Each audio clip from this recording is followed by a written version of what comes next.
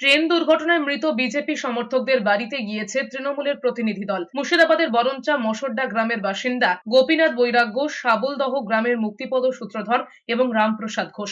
শনিবার তৃণমূলের সাধারণ সম্পাদক অভিষেক বন্দ্যোপাধ্যায়ের নির্দেশে মশোড্ডা গ্রামের গোপীনাথ বৈরাগ্যর বাড়িতে যান বরঞ্চা উত্তরের তৃণমূল ব্লক সভাপতি গোলাপ মুর্শেদ জজ। পাশাপাশি সাবলদহ গ্রামে নিহতদের বাড়িতে গিয়েছেন বরঞ্চা দক্ষিণের ব্লক তৃণমূল সভাপতি মাহে আলম। এদিকে সোশ্যাল মিডিয়ায় পোস্ট করে আক্রমণ করেছেন কৃষ্ণনগরের তৃণমূল সাংসদ মহুয়া মৈত্র। সোশ্যাল মিডিয়ায় পোস্টে তিনি লিখেছেন, নরেন্দ্র মোদীর অহংকারে চাপা পড়ে গিয়েছে ভয়াবহ দুর্ঘটনা ট্র্যাজেডি। তার দাবি, রানাঘাটের সভা ভরানোর জন্য মুর্শিদাবাদ থেকে সমর্থকদের নিয়ে আসা হচ্ছিল। এদিকে 3 জনের মৃত্যুর পরেও কেন প্রধানমন্ত্রী সমবেদনা জানাতে গেলেন না, প্রশ্ন তুলেছে তৃণমূল। চন্দ্রিমা ভট্টাচার্য, ব্রাত্য বসু, মমতা বালা ঠাকুররা সাংবাদিক বৈঠক থেকে প্রশ্ন তুলেছেন, এটা গুজরাট হলে পারতেন নাকি বাঙালি বলেই এড়িয়ে গেলেন। এতজন কর্মী এসছেন, তা 3জন কর্মী মারা গেলেন, তাদের জন্য একটু সমবেদনা সূচক দুটো কথা বলতে পারতেন।